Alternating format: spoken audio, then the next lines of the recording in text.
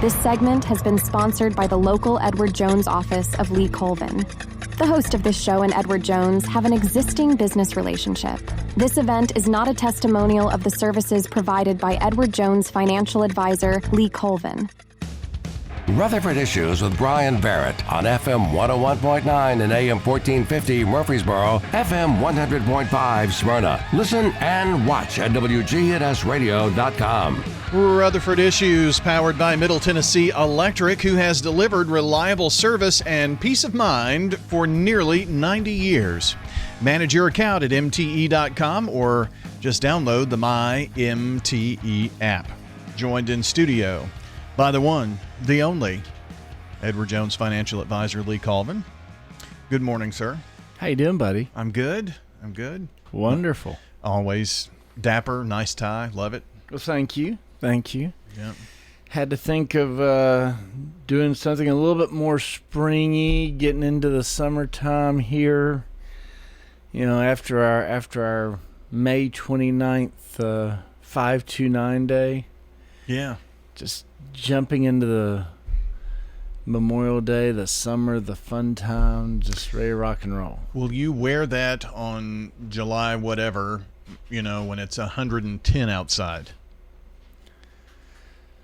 Regrettably. Okay. I knew that was the answer. The noose will stay on, yes. It may not be this noose, but a noose will stay on. Yeah. Maybe it'll be summery. That's right. Well, Lee comes in every few weeks, and we talk about your money. And today, should you pay off debts or invest? Very interesting topic that we're going to take up here with you, it sounds like. Such a great question. Love good questions. What's the answer to that? The first answer in business, it depends. It depends. Yeah, I knew that would be your answer. But in more realistic terms, right? Folks, he never allows me just to stick with that answer. No.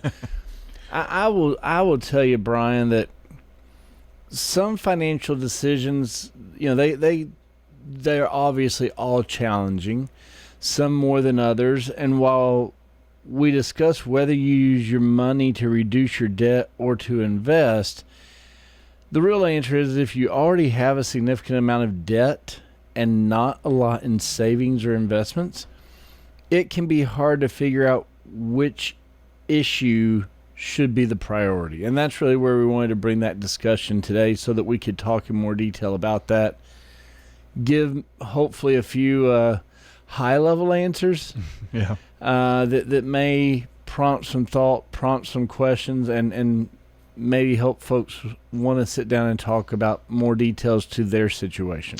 Well, obviously, there's no simple answer, and Lee did not bring his wand. Like those guys who pick up your junk. The wand, and poof, it's gone. There's not one of those in the financial world, but everybody's situation's a little different, and a few of the things that we're going to look at. Some points, key points: evaluating your cash flow, building an emergency fund, evaluating your debts, taking advantage of an employer match of any type, and making it easier on yourself. So let's kick this off with looking at your cash flow, which you've already kind of alluded to. Yeah, if you already have enough after-tax income to meet your monthly living expenses, then you might lean toward investing any leftover cash.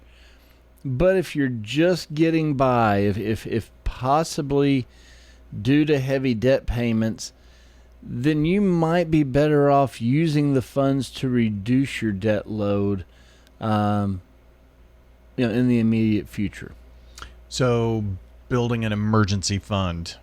An emergency fund is what? What is and how do we build that? So maybe a little discussion on emergency funds. Yeah, paying off your debt as fast as possible may seem like the responsible thing to do. Logically, it makes sense. But not having an adequate emergency fund or saving for the future can leave your finances at a permanent disadvantage. So it's a good move to have an emergency fund where you're containing 3 to 6 months worth of living expenses, not total income, living expenses, with the money kept in a liquid, low-risk account so it's accessible. And once you have such a fund built, then you could use it instead of going into new debt or adding to your debt.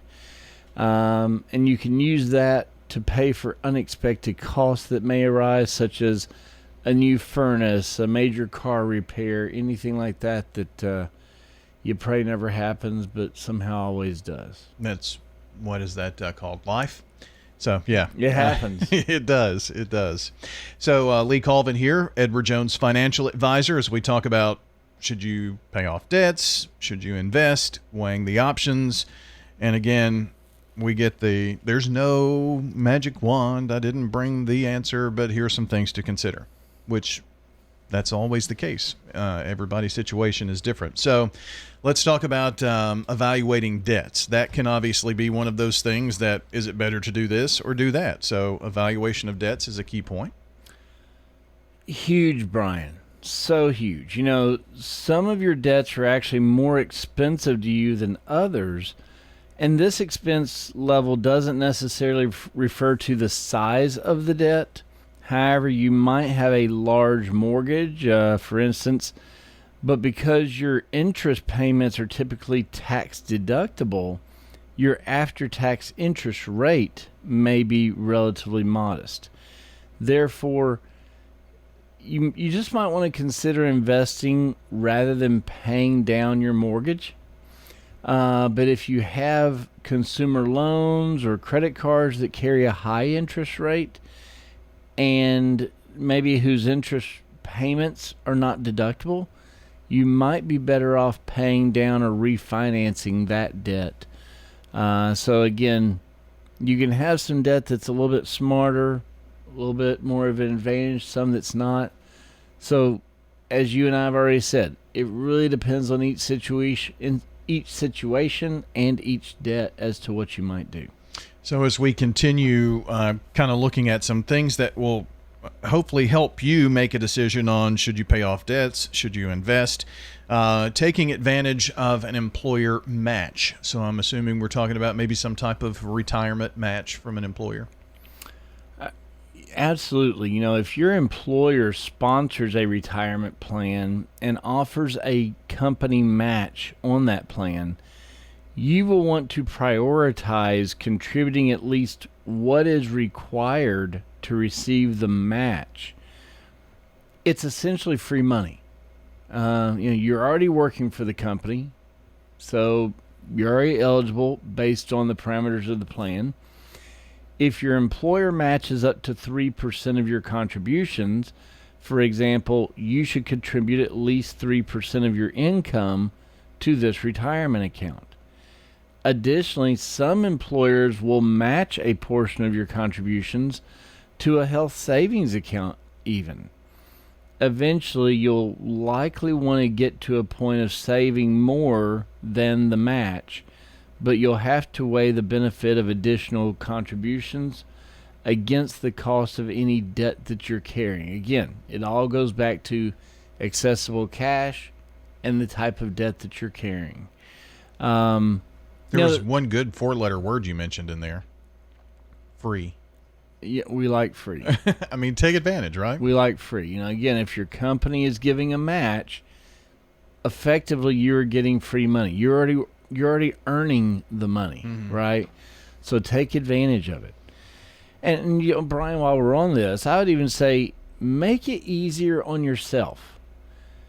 To make achieving these goals easier, try to alternate as much as you can. For example, you may divert part of your paycheck into an emergency savings account or a retirement account through automatic payments for any debt reduction or savings needs. So, just think about alternating those different incomes, those debts as you get pay increases. Think, hey, I'm going to go ahead and add that one to one of these specific items so I don't see it I wasn't seeing it. Now I still won't see it, but it'll work to pay something off, or it'll work to build up an account. Either way, so lots of options. As you and I talk about, that we're always willing to sit down, meet with folks, and find out what avenue might be best for you. So, please let us know. Well, taking a look at the big picture can sometimes seem like a huge endeavor, or I'm never going to be able to do this or that, and paying off debt, still saving for the future, all of that. But I think today's tips and things to look at certainly give us, a way to take a bite out of the apple instead of trying to swallow the entire apple. So, taking these small steps that we've been talking about, a key way to help you get where you want to be. And if you want to get where you want to be, but maybe you're thinking, I don't really know how to get there, I've just tried to swallow the whole apple. Well, Lee will show you how to eat that apple a bite at a time. And some great financial advice from Lee Colvin, Edward Jones Financial Advisor. And if someone is in need of that advice, you or one of the many Edward Jones financial advisors here in town I'm certain would most likely be willing to have a sit down. Absolutely, Brian. We always offer. Feel free. You can go on LinkedIn and look up Lee Colvin, Edward Jones. You can go on Facebook and look up Edward Jones, Lee Colvin. You can always give us a call at my office, 615-907-7056. We're more than happy to schedule an initial appointment, identify what needs you have, where you live, and based on different parameters, we'll try to fit you with the best or maybe most appropriate advisor based on your needs, based on where you live, how convenient it is, and get you to the right person to help you along the way. 615-907-7056. You got it, buddy. Wow, that's I right here. appreciate you. Can you believe it's like that? You've been saying it for 20 years. Yeah, it's been that same for 20 years, I guess, or more, hasn't it? Oh, goodness. Lee Colvin stops by every couple of weeks here on the show, and if you came in a bit late and you thought, man, that's really interesting, I'd like to know what the first 3 points are. We're going to have the podcast. It'll be up shortly, WGNSradio.com. Look under podcast, then look for Rutherford Issues, and from there you can subscribe on Spotify, iTunes, iHeart, all those podcast platforms, and listen back anytime to our local shows. Have a great day, everybody.